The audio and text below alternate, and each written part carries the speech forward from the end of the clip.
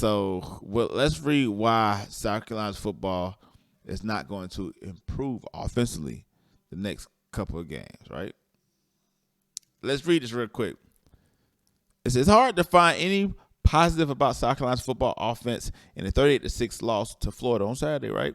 The Gamecocks are 6-4, 3-3, were outgained the total yards 515 to 237 by the Gators. Offensive scored their only points on a fake punt, right? And that was the one where the punter threw it to carry out Jordan, 48 yards, touchdown.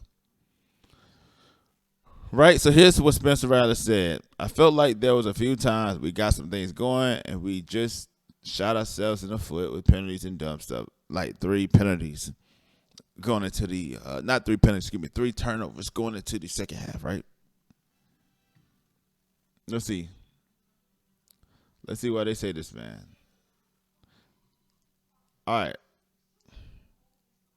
A disappointing performance by the offense is nothing new for the South Carolina team. It's been a near consistent narrative since week 1 when the Gamecocks put up just 14 points against Georgia State on full-length drives. It was the same story 2 weeks ago in a 23-10 loss to Missouri. Even in victory, South Carolina offense looked below average. The Gamecocks scored their first touchdown in the win at Kentucky thanks to a defensive fumble recovery against the Wildcats' redshirt freshman backup quarterback who had never thrown a pass in college game, which if the quarterback probably would have played, probably would have lost that game. Right? They scored their first 10 points in the win over Texas A&M on a special team play, and their first offensive points came off a defensive fumble recovery in the end zone. The one exception was last week against Vanderbilt, where the offense put together its best game of the season behind 3 passing touchdowns from Rattler, which Vanderbilt's not a great team, but they beat Kentucky anyway. The Commodores have the worst defense in the SEC, but Florida isn't far behind, which it blows my mind. Which sets up the game as a likely shootout. Instead of the defense that was allowing near 30 points per game dominated from start to finish, right? Fans have called for offensive coordinator Marcus Satterfield's job for weeks, and it certainly feels like an inevitable once the season's over, but a different play caller wouldn't have fixed many of the Gamecocks' issue against Florida. South Carolina play call makers got the ball, which was the biggest complaint about Satterfield after the Missouri loss. Star tight end Jaheim Bell had 14 touches, but he finished with just 30 yards and 12 carries. Standout wide receiver Josh Vann, who was invisible in the first half of the season, led the team with 40 reception yards. There was an element of bad luck to 3 lost fumbles on 3 straight drives, but turnovers aren't a fluke for the Gamecocks.